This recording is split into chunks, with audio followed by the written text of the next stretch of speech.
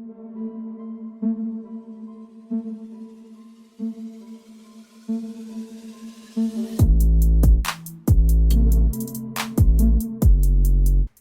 obviously not just all these type of people that I'm about to mention, but it's men in general.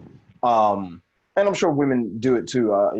I've heard some shocking revelations over the last couple of days since this whole situation's been going on. From males saying, things that women did to them, grown ass women did to them when they were children. But I don't know what it is with, in general, first with rappers or athletes or any of these people who are in a position want to throw their position away. But in this specific type of way, I'm not gonna say I can understand, but I can see how if you're an athlete or you're a rapper and you get into like an altercation with somebody and it becomes a fight and then you get arrested or whatever and it hurts your position a little bit. I can kind of see it. Like, it's like, okay, that was an unfortunate situation. But to have dirt thrown on your name because of something you're actually doing that is just fucking vile and disgusting is beyond me. And the reason why I say it's beyond me, and the reason why it is going to be beyond Raph and any decent fucking human being, is let me put it this way. All right, if you're a rapper, athlete, or a famous dude or whatever, and I don't mean this in any disrespect towards any woman, if you're in that position as a man, vagina is being thrown at you. I don't mean like, oh, it's just, here and it's over there and it's there. No, I mean to the point where you literally reach out an inch and you're touching a woman. You go that way, there's a woman. You go that way, there's a woman. And everybody's going to sit there and probably feel like, oh, he's calling women hoes. I'm not. What I'm saying is that men who have money and who have power or in that position become a lot more desired and attractive when they have those things to some women. For the life of me, I cannot understand why in that particular situation, when it's just being thrown at you. I mean, I've been in green rooms, backstage, all that type of stuff. I've been all those places. I got family and friends in high places. I've been to all these, and the women in the rooms, it's insane. It's absolutely insane. It's like when I went to Vegas. It's like this is where all you live? I didn't know that. Like, oh my God. You know what I'm saying? Like, too many beautiful people in one place, right? And that's what a rapper / singer / athlete / whatever in that position, that's what their life is like when they're a guy. I don't understand for the life of me why you want to fuck with children. I don't. And I don't understand why.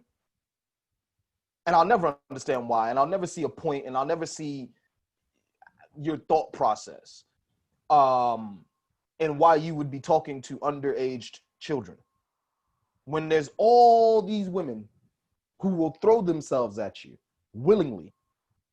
No grooming needed. As many people might sit there, that's funny, no grooming needed. It's not funny. No grooming needed, no manipulation, none of that. They're there because they know why they're there. Some of those women are there because you're there. But yet and still, you find your way into a 14-year-old's or 15-year-olds or 13-year-olds or 12-year-olds DMs. And I'm sure people out here will be like, oh, they're talking about Dutch Valley. All right, cool. That's one incident. I remember we had, what was that footballer's name? Adam Johnson, like some years back. Yeah, Adam Johnson, yeah. R. Kelly, all these people. I don't understand for the life of me. And this is why I know it's a mental health condition. Don't know what it's called. I don't know if they've diagnosed it somewhere and I just don't know the name. But there's seriously a problem. And not even just that. We got to talk about the men who are not famous, who don't have money, who are out here linking underage girls. Now, there's something to be said for what's going on in the households of these underage girls when they're being solicited to and the parents don't know what's going on and they're going out meeting these grown men. That's a different conversation. But men should not be out here doing this, period. Like, I don't understand why. And the thing is, there is an attraction for I'm not gonna say younger girls at that age, but younger women do like older men. There is an attraction. I'm not gonna say at that age. I'll say definitely, you know, probably let's say from like 18, 19, they might like a guy who's 30. You know what I'm saying? Like, and even then I'm like, what the fuck? Like, why are you doing that? But it's weird to me, and I'm gonna let you chime in on this. What's weird to me is the feeling around this particular situation. Now, how the family is supposed to defend you, don't get me wrong, but how the family are kind of defending it, how the mom of the victim is kind of not really stepping on it. It feels like as if though it's like, oh, it never happened, don't worry about it. Like, what do you think about it? The family making it worse. How you can make something worse than seeing those text messages or those DMs. Dude. I don't know how you can make it worse than that, but they're making it worse. Yeah. When she was like, definitely. there's reasons for the flirtatious text messages. What? Reasons? There's explanations or whatever she said. I'm paraphrasing, but she said something along those lines. I'm like, what is going on? You're better just to just don't say anything at all. Like you're making it worse. And what I find the weirdest thing to me, right, about this whole situation, even if, right, you believe their story or whatever, right, right, because let's be honest, like no one really, really knows the ins and outs of exactly everything. The extent. Yeah, unless you've got video evidence of certain particular situations. It's most do not want video evidence. yeah. But video evidence in the sense of like you were following him around and you were seeing exactly what he was doing from his eyes, right? Yeah. Only he and maybe a few other people know exactly what happened, right? But clearly she's already, I said this to somebody yesterday, I said clearly if he's comfortable enough to say these things in the DM, clearly some of these things are already taking place. Yeah, you know, I saw like him saying, do you want to come stay over and things like that. I assume this stuff has already happened. But that's what I was going to go on to say, right? So yeah, on that premise, right, I would never speak to someone that is that age, period, right? Even if it's like my nephews. Unless they're my child or my nephews or nieces, hell yeah. But even if it's like my nephews to a degree, right? I'm keeping it straight, like, how's the family doing? Blah, blah, blah. Oh, do you want this game on your PS5? Do you know what I mean? It's not going any other way, right? Keeping it short and sweet, right? I'm an adult, you're a child. That's just the way it is. That's always the way it is, right? There's no banter, there's no anything, right? Or talking about sex or anything. If there is banter, I'm cracking the banter, and you're not allowed to say nothing back to me. Yeah. Like that's how I was when I was a kid. My uncles would crack on me, but I couldn't do shit. It is what it is. Let it go. I just don't get this whole. And what I want to say as well. There's a couple of things I want to say as well on this. Is that I don't get how some people are allowed to have a pass, or to seemingly have a pass, and other people aren't allowed to seemingly have a pass. Right? So there's like I was saying before, in one of our other episodes, keep the same energy. So when the guy, one of our episodes with the guy that was trying to kidnap Mitchum, trying to kidnap a 14-year-old girl, I said to everyone, make sure you keep that same energy, right? So if you're posting that stuff, about that, right? When the next thing comes around, don't be like, oh, he's my favorite rapper. You got to do the exact same thing. I don't want to hear about. I don't want to hear. Oh, I've got connections and ties. What? So you're taking money over your morals? Your morals. Do you know what I mean? 100%. I don't care. Compromise, bro. If me and you've got maybe you've got a relationship and we're best friends, right? But then you end up going killing someone else. I'm not gonna say, oh, Zeke's my boy. You know that. I'm not gonna talk on that because that's my guy. No, I'm gonna be like, yo, that's fucked up. I'm gonna have to talk about that. I didn't know he do. But there's a different, and I think this is the thing as well. It's different when you stand by somebody in silence versus standing by somebody vocally. Because here's my thing. Regardless of whether or not, and you're right, we don't know the extent of the situation, but regardless of that, the text messages and any situation, listen, the documentary with R. Kelly was damning to him. Even though black people for sure knew shit that he was doing for years. We turned a blind eye to it.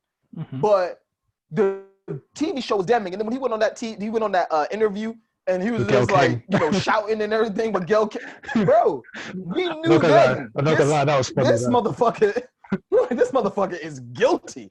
Like he is guilty. Like before we knew he was guilty, there was some speculation, but now you're guilty. Done. Made it You can't be worse. shouting like that. Made it worse. 100%. And my thing is, I'm sure there are people who still fuck with R. Kelly, who still love R. Kelly. People who still say separate the art from the actions. I can't. I No. will not. You are who you are. No, when it comes to that, spit, everything you do. You not are when it who comes. you are. Not when it comes when it's like Nah, bro. it's and for me it's I know we're like divulging into a completely different sort of topic, but Yeah, no, by all means. when R. Kelly, the difference between some other people, right, is that they've just kept silent and they've done whatever they've done and they've kept silent and we don't just keep it moving. There's allegations or whatever, right? But when R. Kelly came out, like you said, he just was guilty. You could tell. He looked guilty. He was guilty. Straight away. Made it worse, and that was when it was just like, yeah, fuck this guy. Do you know what I mean? He's standing up, pounding his chest, talking about y'all trying to do this to me and all of. Listen, man. All I'm saying at the end of the day is this: when you're in that position, and I'm gonna kind of touch on guys who are not in that position, but when you're in that position, there's no excuses. There's no excuses, period. But when you're in that position, there's even higher note because they're everywhere. Yeah, man or woman, the same thing. I know women get preyed on way more than the average guys do. Oh, 100%. 100%. But 100%, like pretty much majority of men in this world would go for Beyonce because just because she's good looking, but because she has the money. Yeah, look at the position she's in. Hell yeah. People will go, you know, Meg, Kim Kardashian, all these women, because you're like, well, the position there. You know, I remember when we were younger, dudes would be like, yo, I can get me a Kardashian baby. I'm set for life. Like, people say that stuff. You know what I'm saying? So when we look at it, and to touch on guys who don't have it, those guys who don't have all that money and stuff like that, it's even worse because it's like, what the fuck? Like, what is going on in a society where you can't just go talk to a grown-ass woman? And that's why I say there's a mental health issue here. That's why I say there's a problem here. There's something that we're not, that has been diagnosed. No, I know, but I'm saying like there's something else to it. Like that's the name of what you're doing, right? But there's some sort of mental health condition, and that's not an excuse for them because there's no excuse for what they're doing. But what I'm saying is there's something there that we haven't, that we haven't, maybe they have discovered, and I don't know. I've always said this, that anyone that does, so for me, if you're a terrorist, you've got mental health issues. If you're someone that, I know terrorists kill people. If you kill people, if you're a murderer, you got mental health issues. If you're a pedophile, you got mental health issues. Like 100%. You have to, because there's nowhere that in the same mind that you could be doing all this stuff. Like my thing is, I know I'm not 100% normal. I'm a weird motherfucker sometimes, but at the same time, I have no desire to hurt anybody. I have no desire to commit any levels of rape or pedophilia, any of that shit. So obviously, there's something there that is mentally wrong with you. And I'll be honest with you, and this is the last thing I'm gonna say on this, and it's about keeping the same energy, but I'm gonna tell a short story. And this is what I would kind of expect in most situations, but we're not getting it, and I don't understand why. And I guess because dude is famous, right? Or at least hood famous because it's the UK. I didn't even know who he was until. Well, there you go. I knew who he was. I don't listen to his music, but I knew who he was. Yeah, that's not me to say like, oh, like. That's not no disrespect. I don't listen to his music's not for me. Yeah, his music's not for me. I don't care about what you do. Nonetheless, short story before we end this, and it goes like this. In Wembley, there's an area called Sudbury, and one day I was hanging out in Sudbury. I'm not going to say the location or anything like that because in terms of exactly where. But I was hanging out in Sudbury with a group of guys that I know, and we're heading in front of this estate, and we're just sitting there chilling. We had some food, everybody's just cracking jokes, whatever. And there was a particular guy who was like the it guy in the hood. Like everybody knew who he was, good looking kid. You know, everybody was cool with him, right? He's like 18. I had to be 16, 17. So we're hanging out, whatever. Not like violently. We're just hanging out. We got food. We're just sitting on this little wall, cracking jokes, whatever. I'd say about 7 or 8 of us. He's standing in front of me. I'm looking behind him, and a guy is coming towards us. Older looking gentleman. And he's got a young girl with him. Oh God, I know Think this is nothing of good. him. Could be his daughter. I know Could be this his is going. daughter, could be whatever. So I'm just sitting and minding my fucking business, eating my No, food, cool, boom, boom. I know exactly where Cracking this is jokes. going. Next thing I see is the older dude grabs a brick. Well, he's already had the brick in his hand, but I didn't see the brick. I just saw him. And he's clocked this dude, the it dude, over the head with the brick. And the dude's falling on the ground, holding his head. Now, we're all like, yo, what the fuck? You know, obviously, because we don't know what he's doing. And the older gentleman persisted to grab this dude and kick the ever-loving shit out of him. And while he was doing it, he told a story. And the story goes like this, very short. You think you can touch my niece, my 14-year-old niece, and I wouldn't find out about it? After that, when we were all thinking to rush this dude, we all backed up like, whoa, ho, ho, ho. And I tell you, I shit you not, he beat the shit out of this kid, and I never saw this kid again. Genuinely, I mean that. Like, obviously, I'm not fucking with him ever again. I'm not gonna talk to him again. But I actually never saw him again. He went into hiding, wherever the fuck he is. Hope he's getting the help that he needs. But I don't understand why we live in a society now where people ain't trying to kick the ever-living shit out of dude who's sleeping with, who's soliciting sex and flirtatious messages to a young girl. So I'll end on that. This is Blurred Lines. Keep the same fucking energy. Like, comment, subscribe, share, hit the notification bell to know when we post. And yeah, man, I somebody needs to slap shit out of me.